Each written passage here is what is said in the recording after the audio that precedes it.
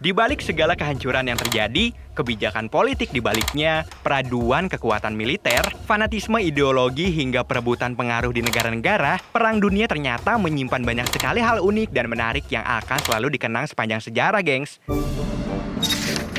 Hari Natal 1914 turut menandai gencatan senjata tidak resmi di Perang Dunia I yang dikenal dengan istilah Christmas Truce. Saat pagi Natal, beberapa tentara Jerman keluar dari parit dan mendekati garis Inggris untuk meneriakkan Merry Christmas. Awalnya tentara Inggris khawatir itu tipuan, tetapi melihat tentara Jerman tidak bersenjata, mereka juga keluar dari parit lalu bersalaman dengan tentara Jerman. Mereka juga bertukar hadiah berupa rokok dan puding, serta menyanyikan lagu-lagu Natal. Beberapa tentara Jerman menyalakan pohon Natal di sekitar parit mereka, dan ada juga yang bermain sepak bola bersama, meski secara teknis mereka masih berperang. Wah, unik tapi kok aneh ya, gengs? 23rd Headquarters Special Troops-nya Amerika menggunakan siasat dengan teknik tipu muslihat yang melibatkan ahli ilusi yang direkrut dari sekolah seni terkemuka Amerika Serikat, dan unit itu dinamakan Ghost Army. Unit pasukan ini memberikan kontribusi dalam seni perang karena merujuk ke penggunaan kreativitas, bukan senjata pada umumnya, gengs. Pekerjaan mereka dilakukan layaknya produksi film. Desainer kostum membuat seragam palsu, teknisi suara merekam efek suara yang menyerupai serangan udara. Lalu salah satu yang menyita perhatian adalah armada militer yang berdiri gagah hanya dengan cara ditiup. Ratusan tank karet, jeep, truk, artileri, dan pesawat terbang dipompa dengan kompresor udara, tapi terlihat cukup asli untuk menipu pengintaian udara Nazi.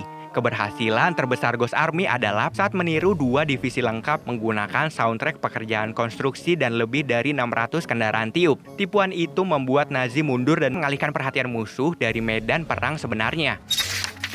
Perang parit menjadi strategi utama Perang Dunia I, guys. Dari dalam parit mereka menembaki musuh yang mendekat dengan senapan, pistol, melempar granat, dan dibantu senapan mesin. Jika musuh sudah memasuki parit, mereka bertarung jarak dekat dengan bayonet atau sekop yang ditajamkan ujungnya. Selama beberapa tahun berikutnya, bisa dikatakan para serdadu hidup dalam parit-parit ini. Bila hujan turun, parit-parit itu dibanjiri lumpur.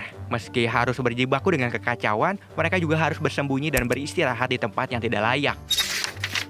Nazi mendirikan 2 organisasi untuk mengontrol dan memanipulasi remaja Jerman. Untuk anak laki-laki, mereka memiliki pemuda Hitler. Dan untuk anak perempuan, mereka menciptakan Liga Gadis Jerman. Semua remaja Jerman yang berusia antara 10 dan 18 tahun harus bergabung dengan organisasi Hitler ini. Para remaja terpesona dengan kegiatan berkemah, film, perjalanan tamasya, dan bernyanyi. Semua aktivitas menyenangkan ternyata adalah bagian dari skema manipulasi besar.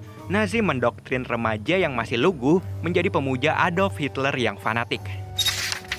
Saat masih muda, Ratu Elizabeth bergabung dengan Women's Auxiliary Territorial Service selama Perang Dunia Kedua. Elizabeth muda dilatih sebagai sopir. Setelah lulus tes mengemudi militer, ia menjadi pengemudi unit Subaltern Windsor kedua. Dia kemudian dipromosikan ke pangkat Komandan Junior Kehormatan, yang pada saat itu setara kapten. Sang ratu kemudian menjadi anggota wanita pertama dari keluarga kerajaan yang bertugas di angkatan bersenjata dan merupakan satu-satunya kepala negara yang masih hidup dalam Perang Dunia Kedua, guys.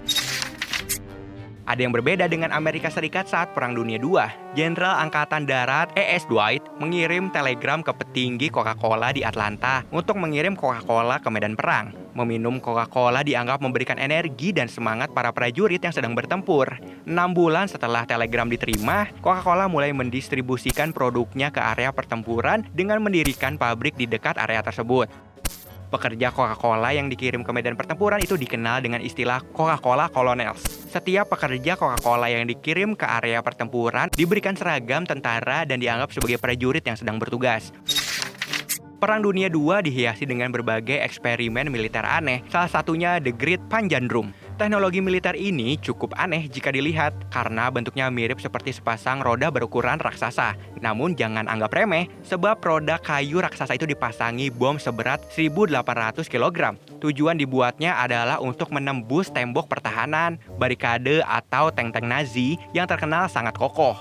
Untuk bisa melaju, roda ini didorong oleh sebuah roket sederhana yang bisa membuatnya melaju hingga kecepatan 97 km per jam. Setelah melalui berbagai tahap percobaan, Panjandrum tetap tidak bisa menggelinding sesuai dengan jalur yang diinginkan. Bom berjalan ini justru menjadi sebuah senjata yang berbahaya bagi para tentara yang mengoperasikannya. Akhirnya setelah tetap menemui titik buntu, penelitian senjata ini dihentikan.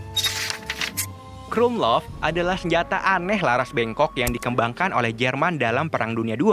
Laras melengkung termasuk perangkat penglihatan periskop untuk menembak di sekitar sudut dari posisi aman. Senapan serbu Krumlov ini adalah salah satu cikal bakal dari senapan serbu corner shot, memiliki laras melengkung yang memungkinkan tentara untuk menembak musuh yang bersembunyi di balik tembok, guys. Goliath adalah kendaraan pelacak miniatur Jerman yang dirancang untuk mengirimkan alat peledak dengan remote control. Bentuknya mirip tank tapi versi mini, gengs. Ada dua jenis antara lain bertenaga baterai dan satu lagi bertenaga mesin dan terus digunakan di semua lini perang tempat pasukan Jerman bertempur. Meskipun kecil, Goliath punya kemampuan untuk menghancurkan bangunan dan struktur lain seperti jembatan. Kecil-kecil cabai rawit ini mah.